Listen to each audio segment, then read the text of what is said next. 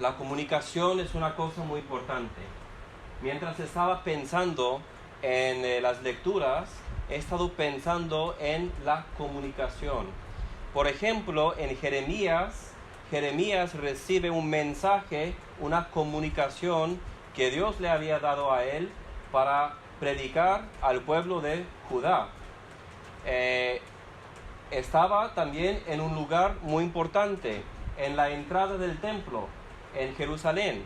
Era, en cuanto a la geografía de los hebreos, el lugar más importante quizás en todo el mundo, y estaba ahí para comunicar un mensaje, pero era un mensaje bastante difícil, ¿verdad?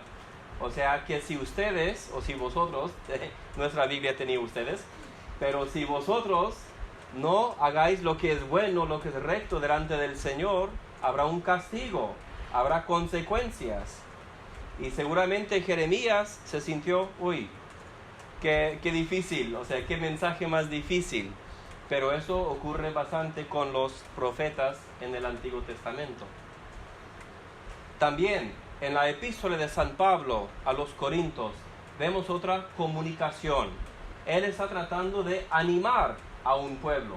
Es una comunicación bastante diferente a la que tenía Jeremías, que era de advertir, era de animar a los corintios por lo que Dios había hecho en ellos, por lo que Dios estaba haciendo en ellos y por lo que Pablo esperaba que Dios iba a hacer en ellos y en su iglesia. Igual el Evangelio de hoy que no hemos leído es otro tipo de comunicación. Es un cuento que seguramente todos saben. Cuando Jesús iba entrando y había un hombre que dijo, hijo de David, ayúdame. Y todos decían, cállate hombre. Y bueno, es mi paráfrasis. Cállate hombre. Y él decía más y más, hijo de David, ayúdame. Es otra comunicación. Estaba tratando de buscar ayuda. Él estaba en apuros, en una situación difícil, y él veía a alguien que quizás le podría ayudar y dijo, ayúdame. Bueno, pues con estos pensamientos en cuanto a los diferentes tipos de comunicación, me gustaría compartir hoy unos breves puntos en cuanto a cómo nosotros los cristianos podemos comunicar entre nosotros de una forma bíblica, de una forma cristiana. Muchas veces cuando pensamos en qué es ser cristiano, pensamos en los ritos o los sacramentos. Bueno, está bien. Pensamos quizás en los cánticos o los himnos. Está bien. Quizás pensamos en algún autor o algún libro que hemos leído. Igualmente está bien. Pero debemos de reconocer que además de eso hay una forma de comunicar que Dios nos ha enseñado. Cómo hablan los cristianos el uno con el otro es diferente a cómo comunican adentro del mundo. Ya hemos visto 3 ejemplos de comunicación, de Jeremías la advertencia, de San Pablo palabras de ánimo y de este hombre que estaba buscando la ayuda de Jesucristo. Pero bueno, ¿cuáles son algunas cosas que nosotros los cristianos debemos de tomar en mente cuando estamos comunicando? Primero que todo quiero clarificar que esto sirve para todas las relaciones. En las relaciones más cercanas entre hombre y mujer, entre padre e hijo, entre hijo y padre, entre hermanos, pero también sirve y nos ayuda en las relaciones, por ejemplo, en los negocios o en la iglesia para nosotros que somos pastores y bueno, realmente para todos. Y hasta para gente que apenas conocemos, con el vecino que acaba de entrar pero que le encanta poner la música muy alta hasta las 11 de la noche. Seguramente no hay nadie así en Móstoles, pero allá en Madrid pues existe. Pero bueno, entonces algunos puntos en cuanto a la comunicación, cómo nosotros los cristianos podemos comunicar. Y estas son cosas muy prácticas. Algunos sermones se escuchan y dicen, qué interesante, pero no tiene nada que ver con mi vida cotidiana. No hay teología aquí, es pura cosa práctica. La primera cosa que hay que hacer, especialmente en las relaciones cercanas, es que hay que hablar del asunto. Seguramente hemos tenido estas relaciones y quizás nosotros lo hemos hecho cuando alguien ha hecho algo o ha dicho algo que te lastimó o te enfadaste por estas palabras, pero en vez de hablar del asunto, ¿qué? Va a quedar ahí adentro, ¿verdad? Es como una lata de Coca-Cola que ha ido en la mochila, y llegas a la casa y la abres y explota. Tarde o temprano va a explotar. Entonces, eso de, bueno, lo voy a mantener ahí adentro. Eso es algo que hacen en el mundo. Eso no viene de la Biblia, eso no es lo que enseña la vida cristiana a nosotros. Otra cosa que debemos de evitar es, bueno, pues estoy enfadado por las palabras de fulano. Entonces, lo que voy a hacer, en vez de hablar con él, ¿qué voy a hacer? Voy a quejar. Ay, no, es que mi cruz, es que el hermano Juancho, no hay ningún Juancho aquí, ¿verdad?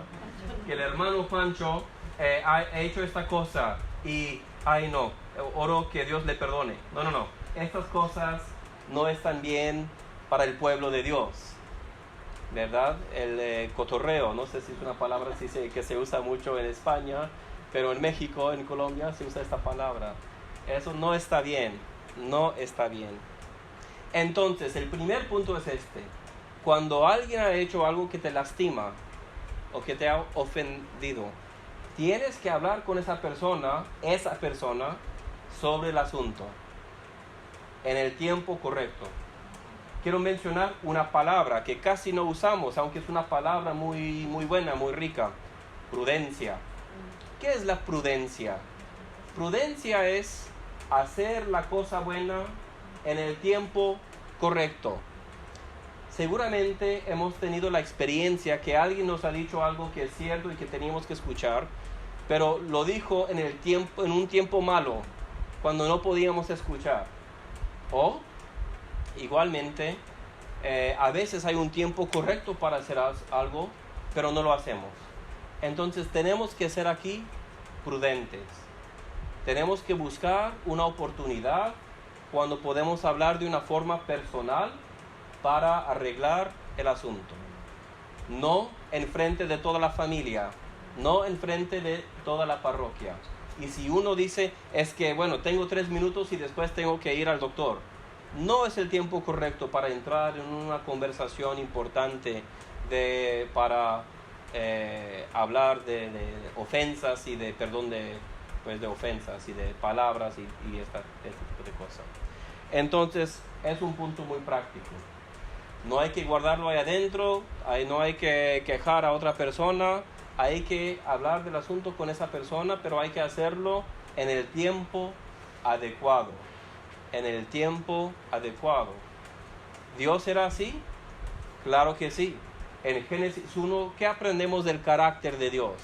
Él hace todo en su tiempo, ¿verdad? Él, imaginamos que podría haber hecho a todo el universo así, pero Él lo hizo en todo su tiempo de una forma ordenada, disciplinada.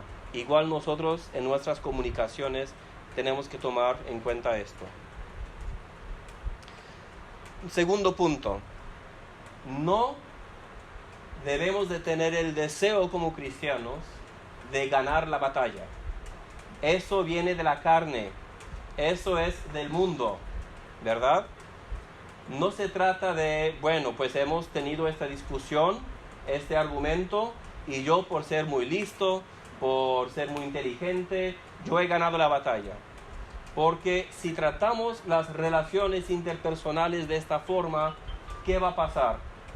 Podemos ganar muchas batallas, pero vamos a perder ¿qué?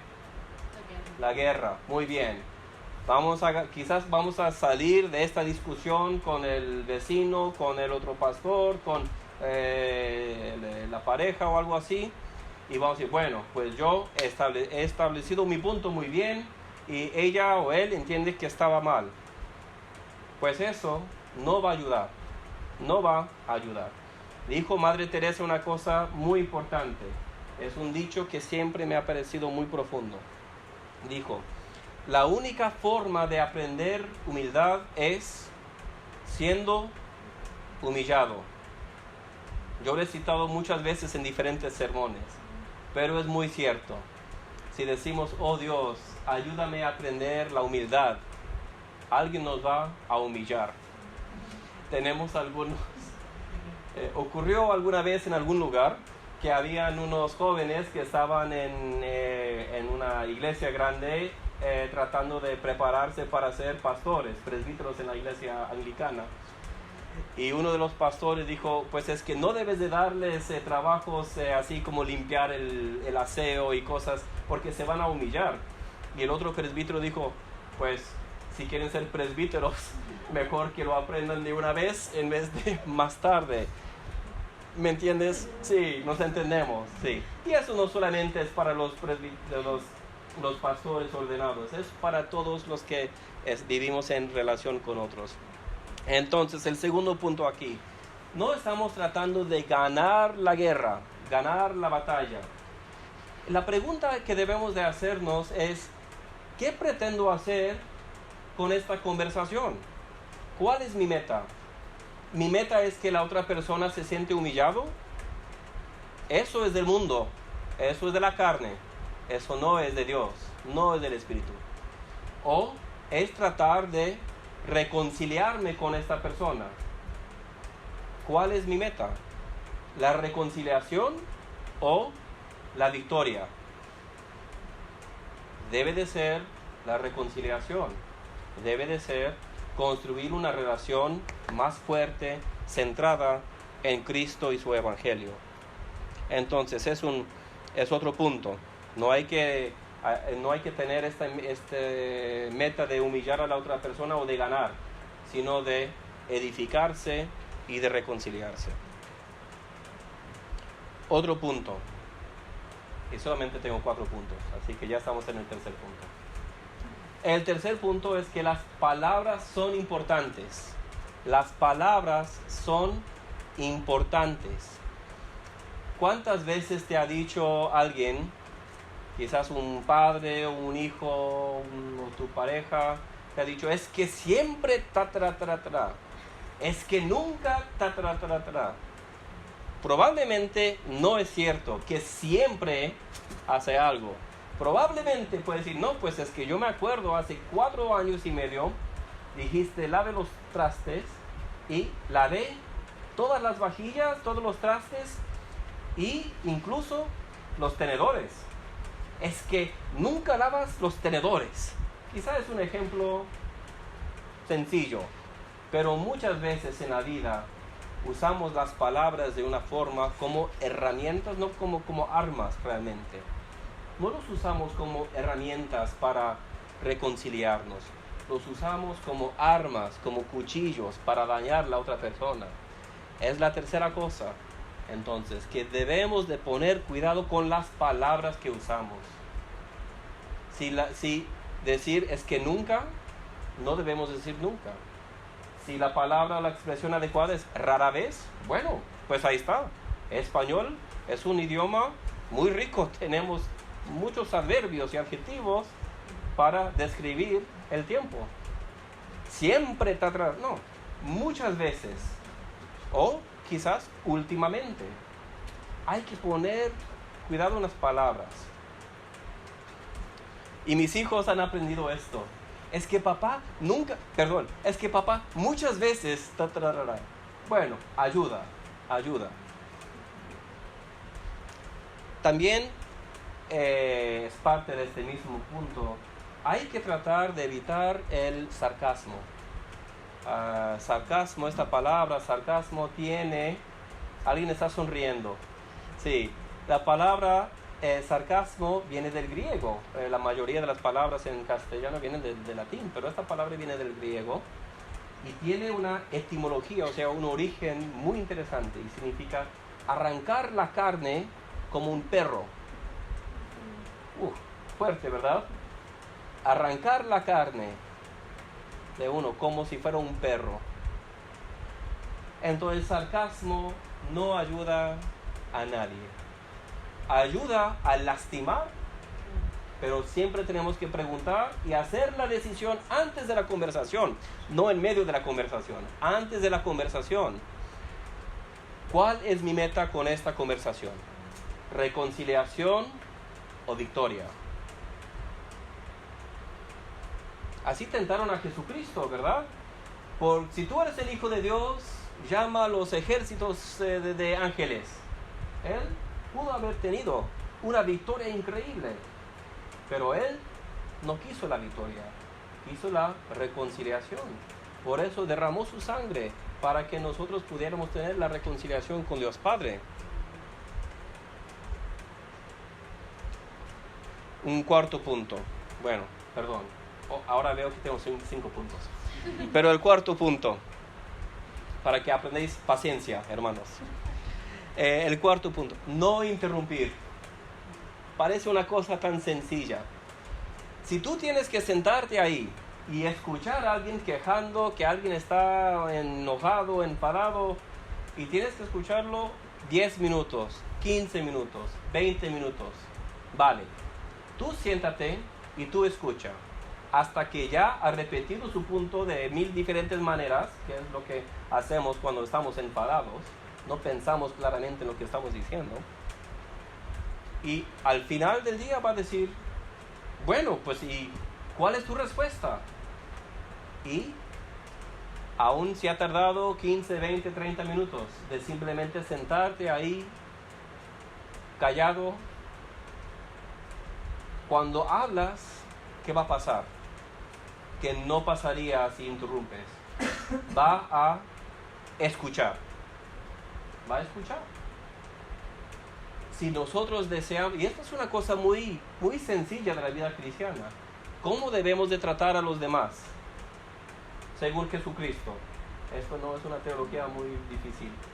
¿Cómo debemos de tratar a los demás?